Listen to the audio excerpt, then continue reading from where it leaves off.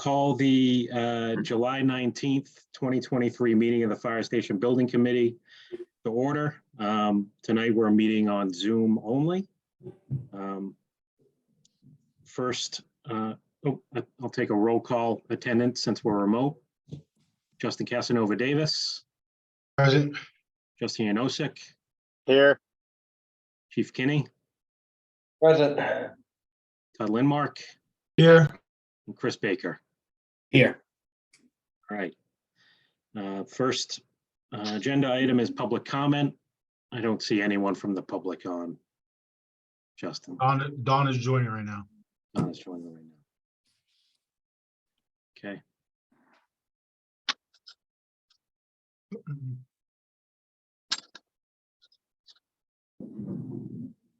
And she went off, so. All right. Well, we'll move on. So first discussion item is OPM report. So you're up, Steve. Okay, I'm just going to share my screen.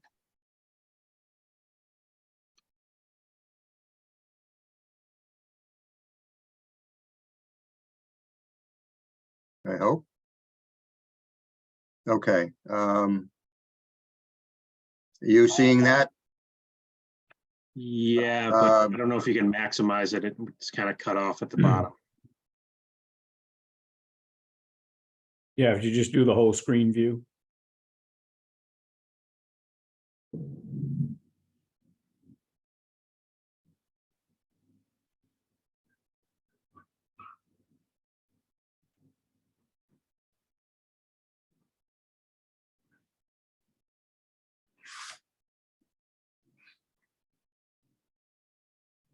I think if you just go to the magnifying glass next to the printer and hit minus. Right. I think. Yeah, does that work? If you click on that. Well, so I think, see the icon to the right of the percentage, the Zoom percentage?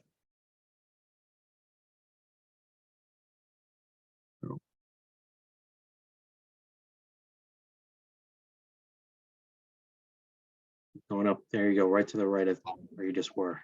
yeah, it's been scrolling.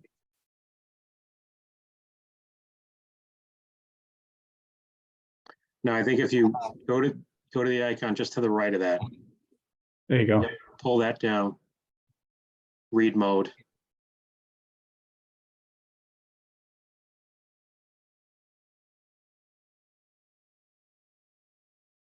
And I like it. One full page, get one full page. Remote should be so. Is that better? Can you see that? Yeah. close Most of it. Still not Yeah, the, is the bottom where it just says Vertex Companies 1 Edgewater Drive? that's it. That's just, yeah. Yep. There's And nothing below that. Yeah, then we can see everything. Okay.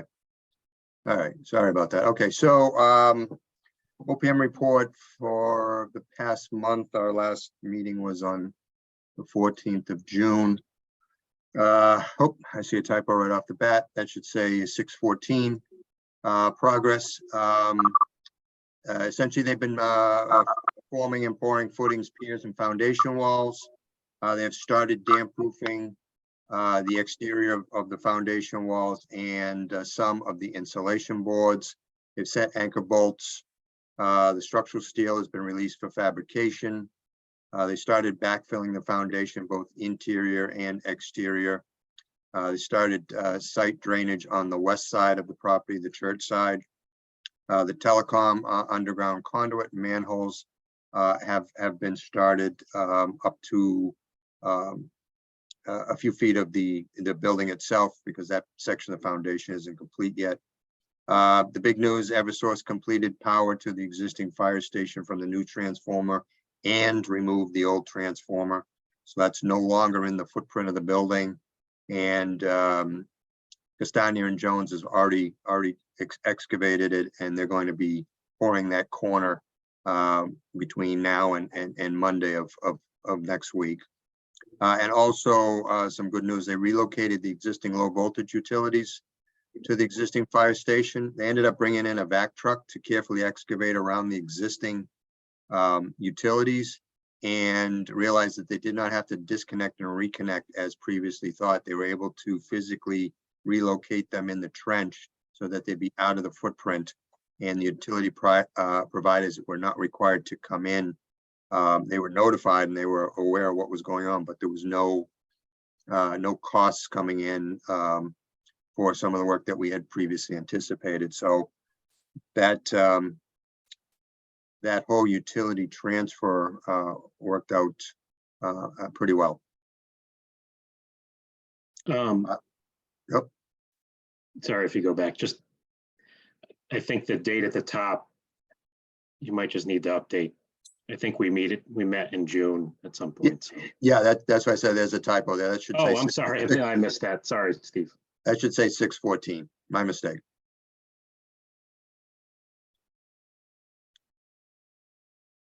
So photo documentation for the last month. This is one of the aerial views that was taken by Andy. I was able to get back onto that. I did have some problems logging into that Google Drive, but have since been able to.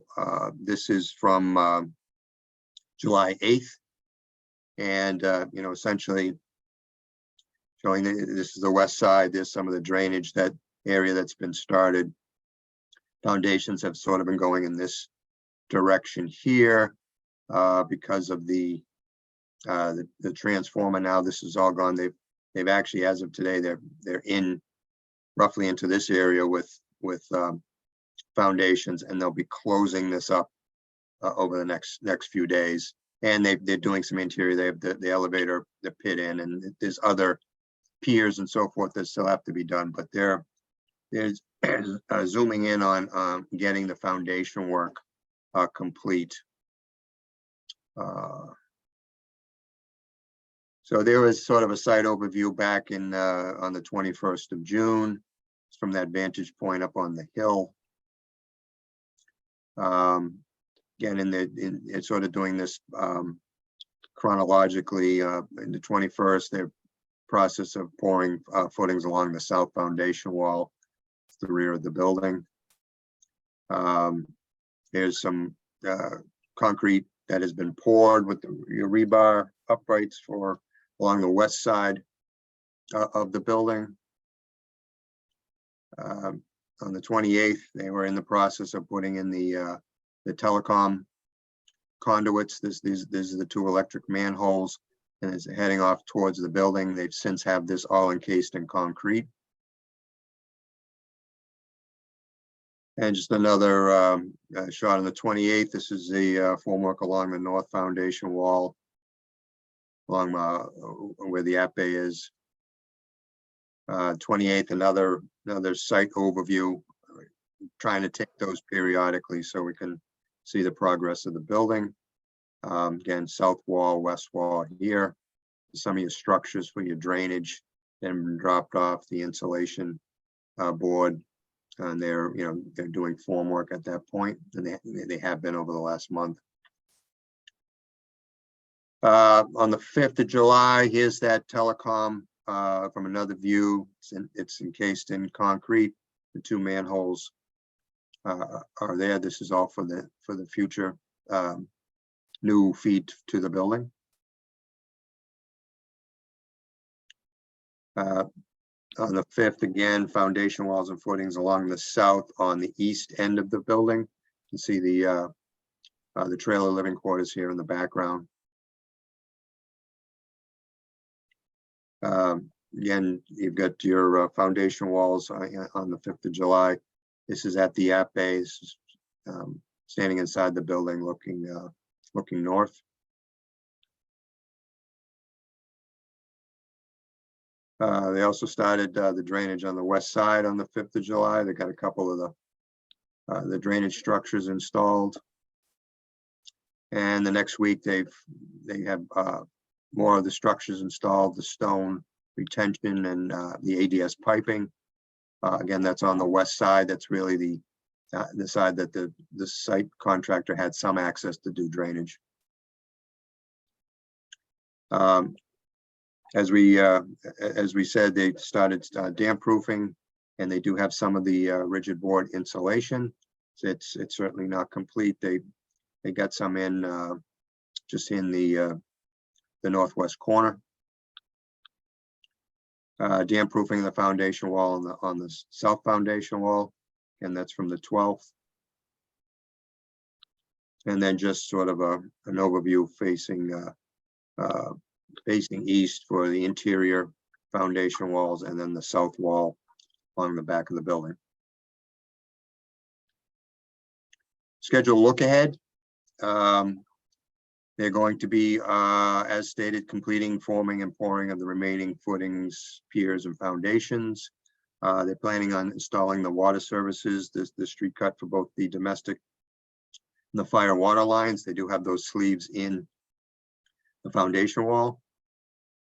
They're going to continue the site drainage, set leveling plates for your structural steel, and start installing the underslab plumbing and electric. We're going to be they're going to be submitting the coordination drawings, so everybody has a chance to look, make sure that we have no issues with inverts on plumbing and crossings with electric, as they may potentially conflict with some of the structural thickened slabs.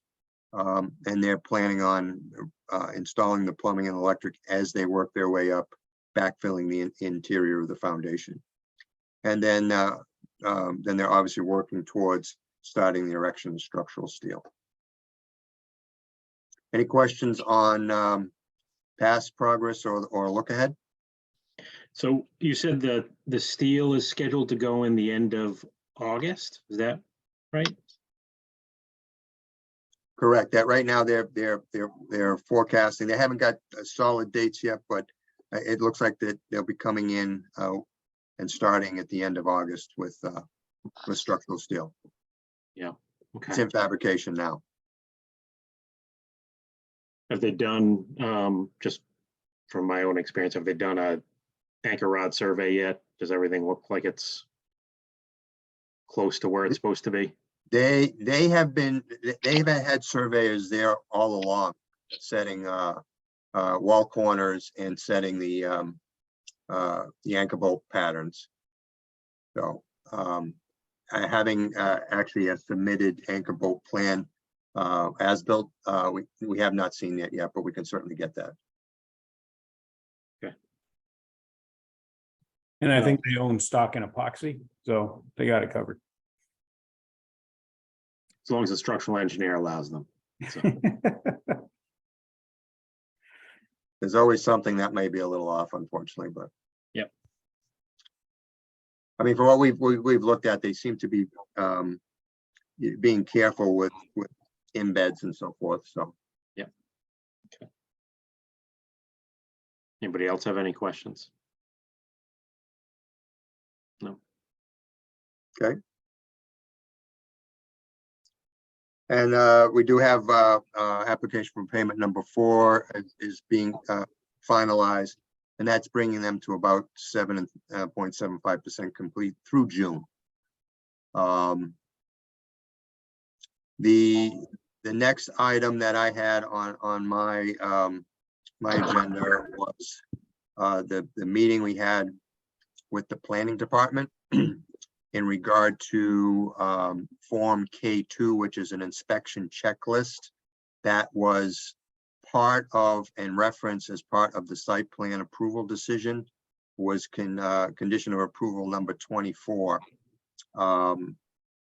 That form was it's really set up by the town more for the private homeowner, private business or developer for subdivision, which would because our project is controlled construction. We have architect, engineers, third-party testing, geotechnical engineers, OPM. There's a lot of eyes on this project because it's a public project. On the private side, it's not so much. So the planning board has their peer reviewer, their consultant, go through a checklist and, you know, so inspect things as they're going in, which makes perfect sense. However, it was included in our site plan approval. So there was a proposed cost from the Beta Group. Beta Group is also the consultant that did the review on the site plan during design, for $18,480 for, I believe it was 26 site visits to do inspections and reports on a number of the items that were included in the Form K2, which was not all the items, only the ones that were designated for our project. So I got in touch with Rich McCarthy and, you know, sort of went through the issue that we do have controlled construction. Some of this, you know, appears to be duplicative.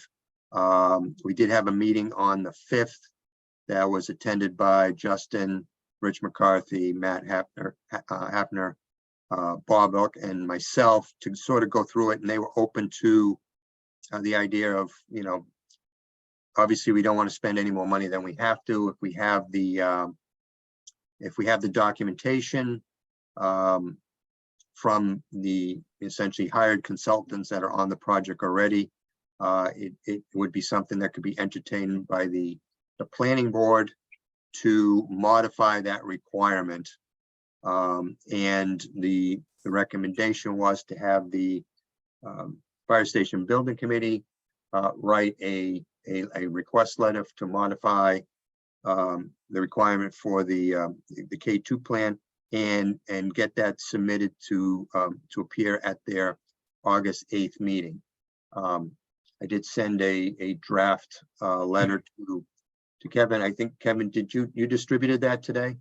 I did. So that, just to kind of get everybody up to speed, that's the email I sent you all today.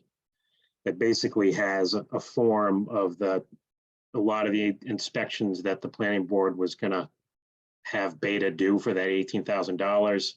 And Steve went through and kind of listed all the consultants that are already engaged that could provide the same service, basically already under the contracted amount that we have. So potentially reduce or eliminate that cost by Beta.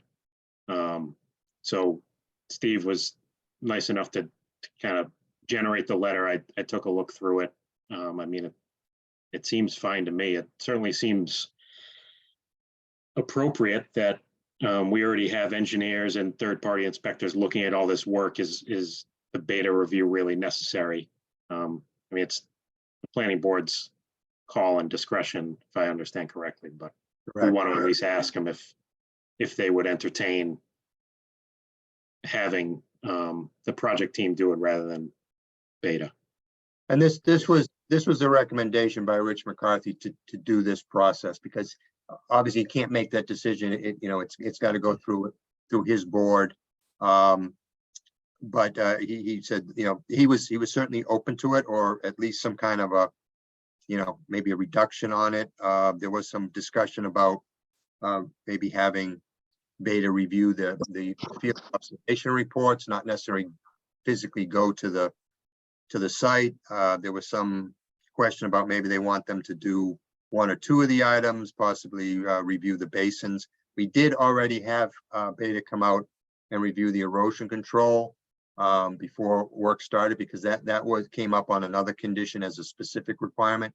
So if I just go back down to the form, this is the form that was issued by the planning department with the ones. A lot of them have NA on it, that not applicable for our project, but one of the ones is erosion sedimentation control. That's been done already. So so we're good there. It's a lot of the other ones: below grade storm drain installation, below grade sanitary sewer installation, sanitary sewer laterals.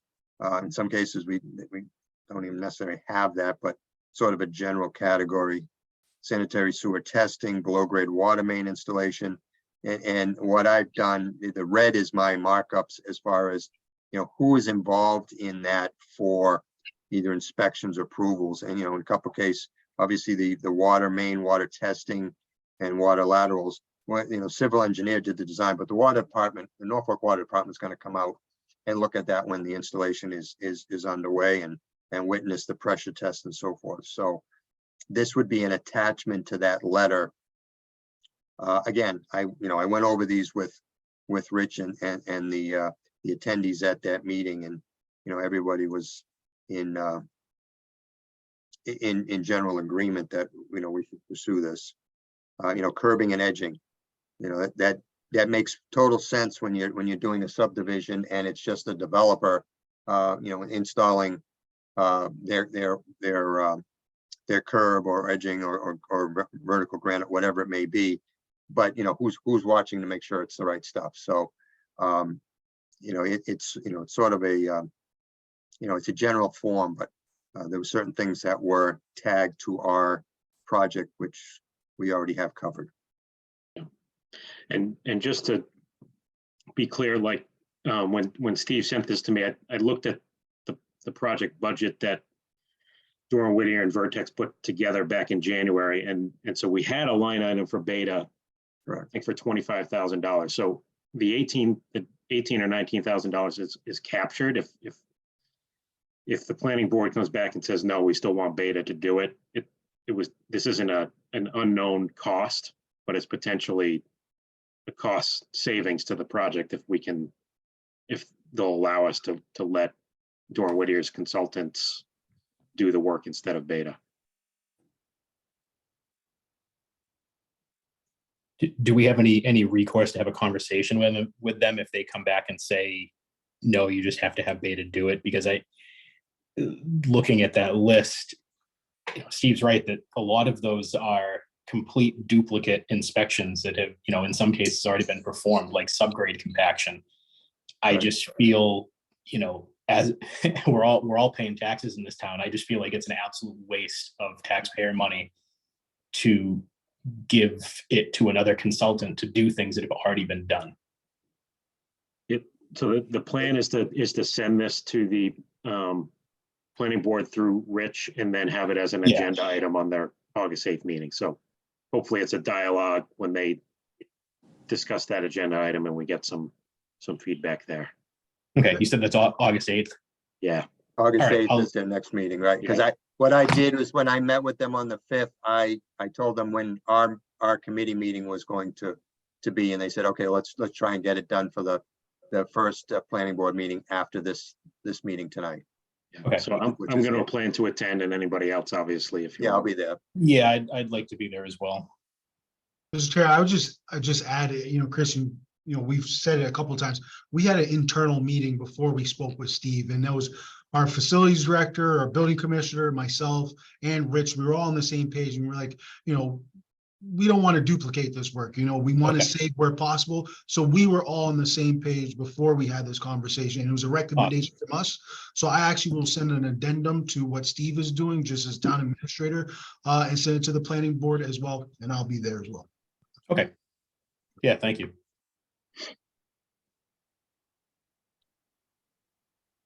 Justin, as far as sort of the mechanics of submitting this, we want to put it on town letterhead. Should I just be doing that through Amanda? Yeah, just send it to us and we'll put it on there for you. Okay. And just CC Amanda. I don't think we Actually, have no, committee. we'll get it out the door. Put Judith on it. Amanda's on vacation. Okay, will do. Thanks. Yeah, I Thank think you. I just need to sign it once it's all prepared. So, okay. Does anybody All right. else have any questions on this? Okay. Okay. The last thing that I have is just, it's an update, but nothing's really changed on the PCOs that have been submitted today. This is essentially the same slide from last month. We have a couple that we're recommending for approval. We're waiting for some comments back on the domestic water revision. We're very close, and once we get those wrapped up, we'll be issuing a change order for signature by the contractor, and then follow up with the committee. But there hasn't been we've got a couple new proposal cuts that are out, but there hasn't been a lot in proposed change orders over the last month.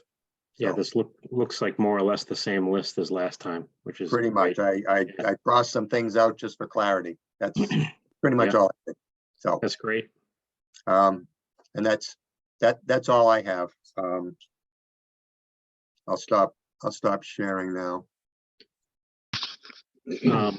So the only comment I have, and Steve and Justin, I sent it earlier in the week, but obviously the latest photos and video that we have on the website is from May. So I know there's going to be a new batch of photos uploaded, I think, shortly. I don't know if Yeah, there's any way to get on the contract to maybe turn those around a little faster, just Yeah, especially once steel the- starts going up. I think people are going to be interested in. the PM was on vacation for a week, and then I think it dropped off his radar. I followed up with him this week, and that second round, which is actually the photos from last meeting, has been sent off, and I guess I sent them to Amanda. I didn't realize she was out. We're gonna So, put him up. Yeah, and then the photos from today, I will have him turn that around quicker. Thank you. Any other comments or discussion on the OPM report?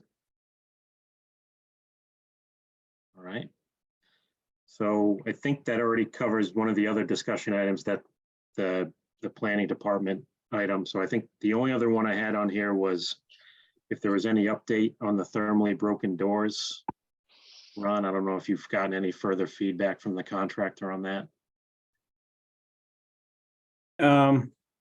We do. So they're still working on it. It's in the neighborhood of like $40,000 to $45,000. We are checking with that. The issue is twofold, right? So the first issue is the company Conair that makes the thermally broken doors. They would need to provide the whole job because YKK is not going to provide just the exterior. I mean, YKK is not going to provide all the interior and exterior storefront and not the doors, right? And you as an owner probably want one manufacturer to provide all of the frames and the doors so that you have the warranties and guarantees and so forth. So as you can imagine, this is a low bid project, and YKK was the low bidder, but they actually don't, meet the requirement for the thermally broken doors. And that's basically through the information that we received during design. Like I explained last time. So where we're at with that is Castagna is doing a lot of homework to find out if that's truly the incremental cost. Obviously, the subcontractor is going to use the lowest cost product in order to get the job, right? And so when they come back, we'll have some more information. But as it stands right now, the ballpark is 40 to 45,000. It includes changing companies. So you go, YKK gets their contract canceled. Conair comes in, provides you with all the frames and the thermally broken exterior doors. In addition to that, I've actually spoken with, the office here, and we're taking a look at all the doors because we do have some interior aluminum frames that we can probably change over to hollow metal on the second floor, which would be a savings to that. So we're trying to manage it as best we can and leave the aluminum frames like in the lobby area and the exterior doors, obviously, and where they need to be. And we'll be able to provide more information at the next meeting, but that's kind of where it stands right now. The subcontractor has basically said they will work with Conair and they will provide the doors that were specified. I think if we would have presented this as a proprietary item, right? We would have been working with Conair to begin with. So if their product's more expensive, that price would have been in the bid. And of course, if they would have known that they were the only bidder, that doesn't help either, right? In terms of cost control. So we just want to be able to get the right doors and make sure that they're thermally broken and make sure that they're also impact resistant. So that's the rub here, is that these companies do make thermally broken doors. They had told us during design that they were impact resistant doors, and it turns out they are not. So that's where we're at. I apologize. I missed last month's meeting, so I probably didn't hear the meat of what went on. Can you give just the quick like cliff notes? Yeah. So Was there something missed during bidding? You know, who missed it? That kind of stuff. Yeah. So the gist of this is that when we specified, so as you all know, right, we're doing a high performance building here. And our doors and our frames on the exterior of the building, they definitely want to be thermally broken. You don't want any thermal bridging, because that can lead to condensation on the inside face of an aluminum door or an aluminum window frame or anything like that. So everything's thermally broken. So when we found out during design that we had to meet the 140-mile-an-hour wind load on the doors and the frames and the windows, we reached out to the manufacturers and we said, you know, we have to make sure that your frames and doors are thermally broken and they're impact resistant. So unfortunately, you've got salesmen out there who don't know what they're selling. And so the issue here was that these are reputable companies. This is Oldcastle and EFCO. Now, if anybody, so you're familiar with Oldcastle and EFCO. So they're reputable companies. We could only assume they knew what they were talking about. When the submittals came in, they submitted YKK, which was a substitution because we specified Conair, EFCO, and Oldcastle. So when we got YKK and realized that the doors were not thermally broken, but they were impact resistant, we sent them back and said, it's not approved, it's not acceptable. We need to have a thermally broken door that meets the impact resistance. The subcontractor came back and said, you listed 3 products, only one of them meets your spec, the other 2 does not meet your spec. So of course we said, great.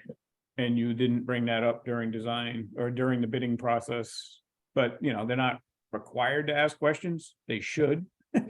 They're supposed to, but they're not required to, and you can't hold them to that under the bid laws. So anyway, long story short of it is they came back and said, look, you have to accept the doors.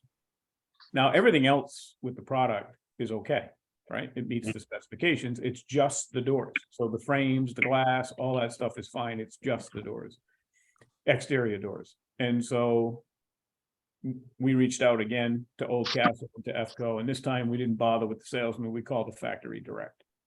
And we didn't ask them, hey, does your product meet this testing? We got savvy about it and we asked, what's the color of your thermal break? What's the material of the thermal break? And send me a photo. And the response was, we can't do that because we don't have that door. And so we advised them that they should make sure their salespeople and their, you know, regional reps, if you will, understand what they're selling. So hopefully it doesn't happen again on anybody else's project, but that's where we were. And so we came back to the committee and to the chief, and we said, you have 9 exterior doors. They won't be thermally broken if we accept the product that's being submitted. We had our engineers rerun the energy model, and we had the engineers rerun a heating calculation. And they said that the training room doors, the vestibule doors, there are certain doors, the kitchen door on the 2nd floor, that will most likely condensate, you know, with the right. So, and what that means is if your temperature inside the building is 72 degrees, right? Or 70 degrees in the wintertime, or the chief will keep it at 68, like he said, you know, on a really cold day outside, you are most likely to get the inside of that door become a cold surface and get condensation. Okay. So it's not going to be condensation every time, you know, in October throughout the winter. It's going to be condensation on those really cold days. And they're aluminum, right? So you'll even get the little bit of frost like you do in your car, you know? And so for that reason, we came back and said, look, to the committee and to, you know, obviously Steve and the chief, we said, well, if we had have bid this thing proprietary, there would have been a premium upcharge on it to begin with. Yeah. And the contractor, because they've been doing a really good job on everything, all aspects of this job, they said, that seems a little high, so we're going to vet it.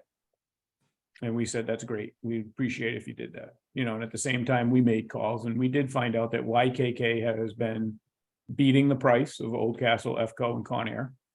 You know, they're predominantly the ones being used because they're able to beat those companies' prices. They do make a quality product. They just don't make the thermally broken impact resistant door. So for that reason, they came back and then the upcharge, I just wanted to make that clear tonight, that the upcharge is just not 9 doors. The upcharge is, we're gonna get thermally broken doors, but we're also changing product. We're telling the YKK, you no longer have a job. Right? So go sell your doors to somebody else. So I'm sure that there's an amount of money that needs to be paid to them for their submittals and their shop drawings. And then they gotta go and buy the higher priced material that happens to be impact resistant and thermally broken. Mhm. So sorry if that's long-winded, but that's the whole. No, I thank I you. just want everybody to understand what happened. Yeah. And where Yeah, we're at. thank you for doing that. Sorry for taking the time for it. I apologize. No, it's okay. So Ron and Steve, I'm assuming whenever this gets kind of finalized, there'll be some sort of document that shows what the cost of the doors are, and then if there are any ancillary costs that aren't, that are dismissing YKK, what those costs are, just so the committee understands, what is directly related to Con Air and what is some kind of, I don't know the right term for it, but kind of triggered costs, not, what might have been reasonably expected had we gone with Con Air right from the beginning versus kind of what got impacted by YKK being brought on board and now being let off the job. Will there be some sort of breakdown like that, or? Yeah, we can definitely ask for that. We can. Yeah, we'll request it. Contractor for any Yeah. breakdown we want. All right. Is there any accountability? I know, you gave us the explanation in the background. There's no accountability for them misrepresenting what they were capable of doing. So we're still kind of on the hook, even though they misrepresented what they were capable of providing. We don't have a contract with them. Yeah, There's no tie to the town of Norfolk, unfortunately. And then, it's something that we're all vulnerable with, whether you're an engineer, an architect, if somebody's selling you something, chief, and they tell you it's one thing, and then you get the PO for it and it's completely something else because the guy maybe didn't know what he was talking about, I don't even know if these guys maliciously misrepresented it. I mean, a lot of these, I don't mean any disrespect to a lot of the sales reps out there, but if you hired me to go sell a product tomorrow, I'd have to get a crash course in that product, right? Or I would tell you what I think is the case. And just a lot of these salespeople just, they probably didn't even understand what thermally broken meant. I don't know. It's all speculation. No, I don't know why they told us what they told us, but we've got it in writing, So, and even when I reached out to the same sales or same, local representative that the team reached out to during design, his initial response was, yes, here's the email I sent to the team during design. And I came back to him and said, they're thermally broken. Your brochure online shows them as thermally broken, but it does not say they're impact resistant. And immediately the comment came back, oh, I'm sure it is. I'll find the information. And I just decided, done with that, picked up the phone and called the factory in Texas for Oldcastle and said, send me a picture. They can't do that. So they don't make them. So is this something that would be applied against like the construction contingency, however it shakes out? Then? That was my next question. We kind of, yeah, I mean, we have contingency for something like this. I mean, we'll be using it here and there for items that come up. So this is one of them. Yeah. Unfortunately. I wanted to say that. We saved some on the rock, I think, right?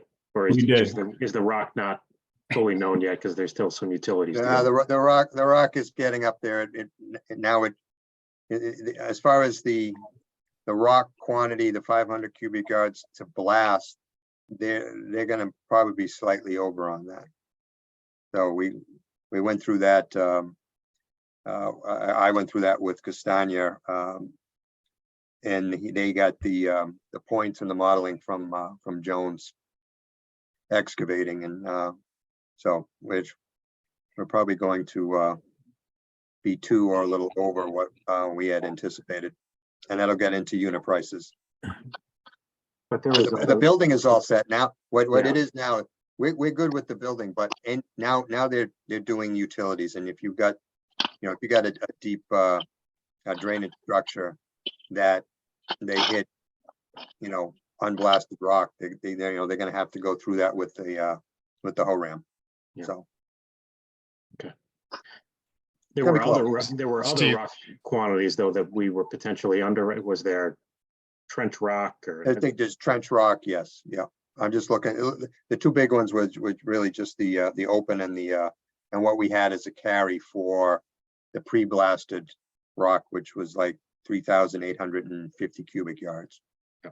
So, Steve, when we talk about contingencies, there's an owner contingency and there's a construction contingency, which is correct. carried by the contractor. So is it possible to get this door situation resolved by the construction contingency?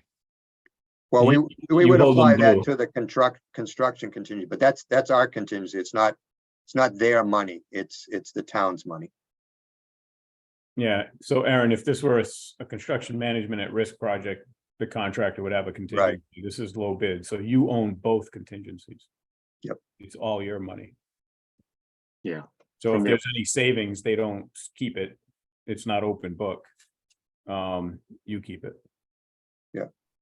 Yeah, we'll apply, again, the owner / soft cost contingency is more for, extension of a Change- CA or Changes in some kind scope.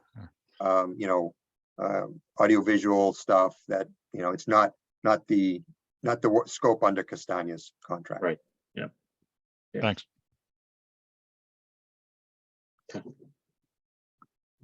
Any other discussion on the doors? Okay. That was all we had for discussion items. Does anybody else have anything that they want to bring up? Otherwise, we can move to meeting minute approval. Okay, Chris, I'll turn it over to you. I think we have 3 meetings. Yep, that's correct. I've reviewed the, let's see, it's the April 12th, May 10th, and June 14th minutes. No changes or comments or anything, so those are good to go. So I'd like to ask for a motion to approve those 3 sets of meeting minutes. So moved. Second, They'll do a roll call for the vote. Justin Casanova Davis, yes. Aaron Hunt, Oh, actually, will- I I will think, abstain. yeah, Aaron has to Oh. abstain. okay. Oh, yeah, that's right. Yep. Chief Kinney, Aye. Justin Yanosik, Yes. Kevin Champagne. Yes. I think that's everybody, correct? Todd, And, did you get Todd? oh, it's Todd here, sorry. Yeah, Yeah. Todd Lindmark. Bigger table. Yeah, bigger table. I vote yes on the others abstain from May 10th. Okay, Okay, all right, motion passes. Thanks, Chris. thank you. Does anybody else have anything they want to discuss? Ron, did you want to go over anything as far as colors and mock-ups? Yeah, so we've asked Castagna, can you all hear me? Yes. Yep. Okay. Yeah, it looked like you were frozen for a bit, but you're fine now. No, I was working. I don't move when I don't breathe when I work. So what we've asked they're gonna build a mock-up, right? So what we've asked the contractor to do is they're gonna give us 4 samples of a roofing product, right? And it's the specified roofing product. They're gonna give us 4 color samples out of I think there's probably 10 or 12 colors, some of which you won't want. The chief has seen some of them and he agrees we don't want that. But the darker colors, the grays, if you will, that's kind of gonna look traditional for the town. We've picked 4 of those for you to take a look at. So they're gonna put on a piece of plywood or 4 different pieces of plywood. Basically put 3 or 4 tabs of shingles together. So that you can come out and see them in the daylight, right?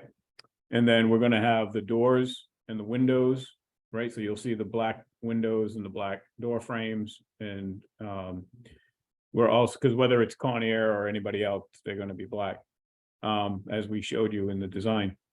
And then there's the white, right? Remember we had those discussions of how white is white for the paint on the building and what is the gray color. So we're gonna also come up with 4 different options that we would recommend for gray and white. We're gonna put that together. It'll all be on the site, and then maybe at a committee meeting either next month or month after, we can all go out there, take a look, and basically agree on the color of the roof shingles, the white that's going to be on the building, the gray that's going to be on the building.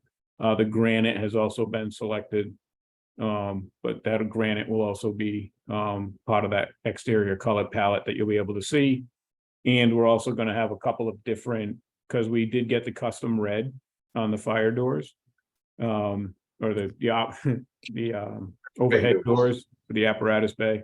So we'll have a couple of different reds that you can also take a look at and select from. And we'll, so basically what we want to do is we want to put together a couple of options for you to choose from. We will rank them. We will say, look, from a design perspective and, our point of view of the design perspective is we think this is the best combination, second best, third best, fourth best. But we don't want to just dictate this. We want you to be involved, obviously, and take a look at it. And, sometimes the chief or the committee's opinion will be different than ours. And so it's your building, right? But we'll be comfortable with whatever you choose, because it's all in line with what we've shown the public, what we've talked about in public meetings, what you all liked, right, when we were going through the design process. So now it's the time, right? So now is the time where we say, what is the white, what is the gray, the roof, the red on the doors. So that'll be coming up soon. Kevin or Justin, we should probably figure out if the planning board and or design review board want to be involved in that process. Good point. I don't know if you want to ask them that, Justin, or. Yeah, I can do that. That's a great point. Thank you for bringing that up, Aaron. We did have that conversation of how white is white with the design review board. And so would that be, we would try and line that up for a committee meeting where everyone goes to look at it before the committee meeting and then we vote on it, or? Yeah, like, so for instance, if the contractor had it out there on the site for a week, you all can go down there and look at your leisure. And then we could kind of come back as a group and take a look at everything. And what we would do is when the contractor has it done, we can take a photograph, option 1, option 2, option 3, option 4. And send it off to everybody if you can't make it. But it's too, in our opinion, I think going out there and seeing it in daylight or seeing it in the real world makes a difference between looking at it on a computer screen or looking at a photo. So. Can it be in a location that I guess is not, let's say committee members can't get down there till, 5 o'clock or something, or 6 o'clock on a day, and the construction site secured? Is it in a location that the chief or somebody could let us in to look at? Yeah, the pad is already poured for it. It's on the west side, on the church property side, inside the fence. Okay. So, I mean, yeah, it's. The view from the street, based from the You sidewalk. can do it from the street, but I mean, if you're coming after hours when no one's there, I mean, my guy's usually there till, it's 3:30, 4 o'clock, sometimes 4:30. But if someone's coming down, put a call in, because, Doug is a Norfolk resident, so you can always have him come down and open up a gate and walk over to where the mock-up is. Okay. All right. Yeah, so I guess let us know, or if you want to send me a note when it's ready and I can let everybody know. Yep. Steve, any update on the project sign? no later than Friday. I asked the question at the meeting today. Thank you. All right, any other discussion items?